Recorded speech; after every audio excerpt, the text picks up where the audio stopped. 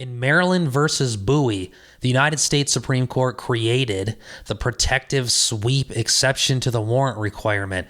It allows police to do a quick and limited search incident to arrest for people that may pose a danger to the police while making the arrest in areas where they could immediately launch an attack. As a prosecutor, even though this is pretty straightforward, I've seen officers struggle with a few concepts on what a protective sweep is. So I'm going to break down the exception for you in this episode of the podcast. Coming up. What's up, everybody? I'm attorney Eric Scramlin with Tactical Legal Solutions, and this is the Tactical In-Service Podcast, a podcast for law enforcement where I break down training topics and case law to help you, the law enforcement community, stay up on the law. Today, I want to do a quick episode on protective sweeps. This is an exception to the warrant requirement created in Maryland versus Buie. I'm going to leave a link in the description below. Make sure you take a look at the case and read it because I'm just going to be going over the basics here. It's pretty straightforward, but I'm telling you, as a prosecutor, I can't tell you how many times I've seen the term protective sweep used in a report or a criminal complaint. And then when I read it, I'm thinking, protective sweeps don't apply at all here because they missed some of the rules that the court laid out in Maryland versus Buie and then some of the subsequent cases. So in this episode of the podcast, I'm going to just break it down, kind of the basic, what is a protective sweep? When does it apply? What is the scope? And then more importantly, kind of, what you need to know if you're going to do a protective sweep and what are some of those things that you're going to need to articulate. Really quick before I get started, if you're a police officer or a prosecutor and you have not hit the subscribe button yet, please do me a favor and hit that subscribe button. I'm really trying to get over 1,000 subscribers. I know that doesn't sound like a lot, but for me, it'd mean the world to me. And in this channel, I break down case law and training topics to help you guys stay up on the law. So tons of more information coming out. So make sure you do that. All right, so let's dive right into the protective sweep doctrine. So as I mentioned, this is an exception that comes from the case Maryland versus Buie. Now, I don't want to do too deep of a dive into the case, but essential facts from Maryland versus Buie was that police were investigating an armed robbery. They had a suspect, Buie. They developed probable cause to arrest Buie, and by the way, I should mention, witnesses saw Buie flee the scene of the armed robbery wearing a red running suit. This will be important in a minute. The officers have an arrest warrant. They go to Buie's house to serve the arrest warrant. Buie's in a basement, so he's coming up. One of the officers puts the handcuffs on him. The other officer goes down into the basement that he just came out of, says that he's looking around to make sure there's no people down there because people could represent a danger while they're trying to make the arrest and get out of there. While the officer's down there, he looks around, sees a red running suit in plain view and seizes it, and that's clearly a crucial piece of evidence in the case. So the defense attorney moves to suppress it, saying, what the hell's the officer doing going down in the basement looking around? Well, when the evidence was presented to the Supreme Court, they felt it was reasonable to give police the ability to do a quick and limited search in areas where a person might be hiding and could launch an immediate attack. When that is done, incident to an arrest. So that's the first point that I want to bring up is when does a protective sweep apply? For a protective sweep to apply, it has to be incident to an arrest. This is where I usually saw the problems on my reports and complaints. It would say protective sweep, but nobody's getting arrested. You can't do a protective sweep unless someone's being arrested. It has to be incident to arrest. So in the Buie case, they had an arrest warrant. They came there. As they're putting the handcuffs on them, they're looking in that basement because it's an immediately adjacent area. Someone could be hiding there about to launch that attack.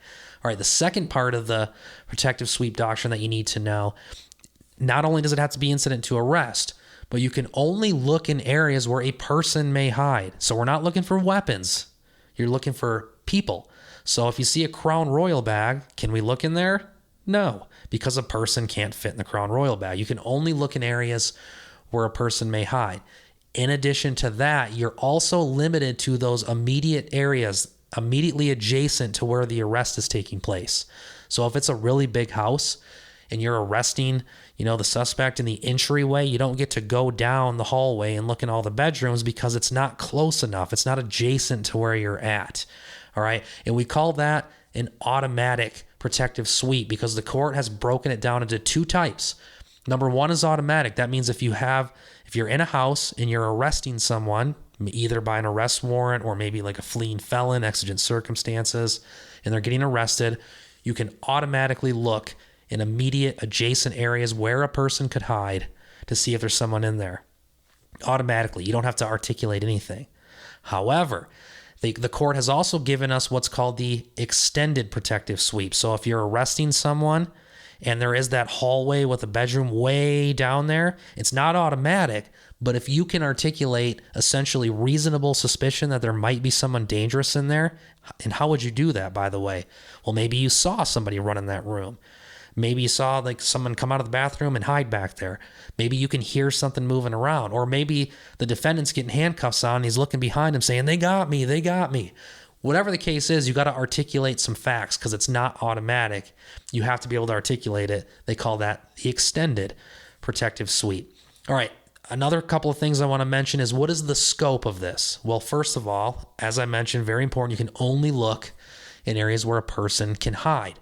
That was another typical mistake is I'd see protective sweeps and we're looking in dresser drawers or we're flipping up mattresses, which maybe you can articulate that, but you're going to have to be able to say why a person could fit there or hide in that space. So make sure you articulate that in your reports if you look in a certain place. So the scope is by the court is limited. It's quick and it's limited, which brings me to the next point, which is timing. You only get enough time as it would take a reasonable officer to effectuate the arrest and get the suspect out. So you can't go in the house, arrest them, take them out, put them in the back of your car, and then go back in the house and start looking around because the timing is blown at that point. It's limited to at the time of the arrest. Once you have them under control, got them arrested, moving them out, there's no more reason to be looking around. So the scope is limited. This is a very limited search. It's not meant to look for evidence of a crime or even weapons. It's meant for you to be safe when you go inside of a house and arrest someone. You don't know what's going on in that environment. So you have to use it that way. That's pretty much it. And to wrap it up and kind of conclude, what do you need to know about protective sweeps? First of all, understand that it has to be incident to arrest. You can't use a protective sweep if you're executing a search warrant. There's some other exceptions and things that'll apply there, but it doesn't apply in that circumstance. Someone's got to be getting arrested in order for the protective sweep to apply. Also, make sure you know the difference between the automatic and the extended. If you're placing someone under arrest, you can automatically look in those adjacent areas. What do I mean by adjacent, by the way? Immediately connecting. If you're in the living room and there's a bedroom right next to it and they share a wall, you can look in there. If there's a closet in the room that you're in, you can look in there. If there's a Crown Royal bag, you can't look in there because a person can't hide in there. You can't look in dresser drawers or medicine cabinets because people can't hide there. So make sure you understand the scope. And then finally, don't forget about timing. You only have a reasonable amount of time, the time it takes to place the person under arrest and then get them out. Once that's taken care of, then your reason for being there is over.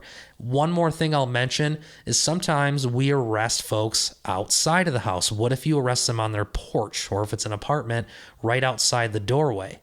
In that case, the automatic doesn't apply. If you arrest someone outside of their house, you don't automatically get to go in and look around. However, the extended does apply. So if you arrest someone outside their house and they're looking in there yelling, hey, they got me, run, or whatever, that should tell you, it gives you reasonable suspicion, a reasonable basis to believe there's someone in the house. In that circumstance, you can go in there and look to see if there's any people. But again, the timing will still apply. It's got to be in that amount of time it takes to make the arrest. So I hope that helps. I know that's a really quick, basic overview of protective sweeps. Make sure you take a look at Maryland versus Buie. I left the link down there, and read that case, and there's a few cases that came afterwards. But again, it's those common little mistakes that I see that's so important to know and articulate this stuff correctly. If you have any questions, feel free to leave them down there in the comments. go to my website at tacticalattorney.com. You can send me an email, reach out, send me a text, call me. I'd love to hear from you.